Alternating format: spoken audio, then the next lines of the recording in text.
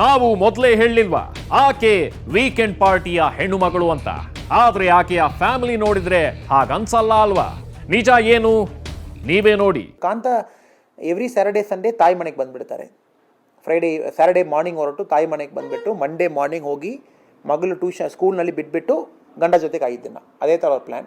So weekends ಅರ್ಧ ದಿನ ಅವ್ರ ಊರಿನಲ್ಲಿ ಇರಲ್ಲ ಥರ ಕಾಣ್ತದೆ. ಕೆಲವು ಟೈಮ್ ಮಗಳಲ್ಲಿ ಬಿಟ್ಬಿಟ್ಟು ನಾನು ಕೆಲಸ ಮೈಸೂರಿಗೆ ಹೋಗಬೇಕು ಹೋಗ್ಬೇಕು. So weekends she was roaming around. ಗಂಡನ ಮನೆಯಿಂದ ತವರಿಗೆ ಬರೋದು, ಅಲ್ಲಿ ಏನೇನೋ ಕತೆ ಹೇಳೋದು, ಊರೂರು ಸುತ್ತೋದು. ಹಿಂಗೆ ಮೊನ್ನೆ ಹೊರಟಿದ್ಲು, ದಾರಿ ಮಧ್ಯೆ ಹೆಣವಾದ್ಲು.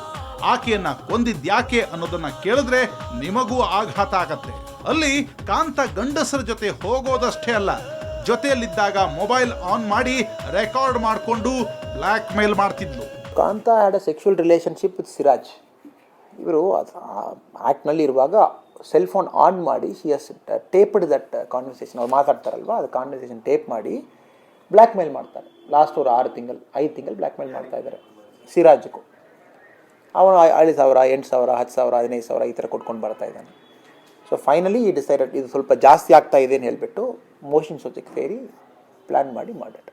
ಆಕೆಯ ಮೊಬೈಲ್ನಲ್ಲಿ ಅದೆಷ್ಟು ಜನರ ವಿಡಿಯೋ ಇದೆಯೋ ಗೊತ್ತಿಲ್ಲ, ಆದರೆ ಅದೀಗ ಚಾರ್ಮಾಡಿ ಘಾಟ್ನ ಪ್ರಪಾತ ಸೇರಿದೆ.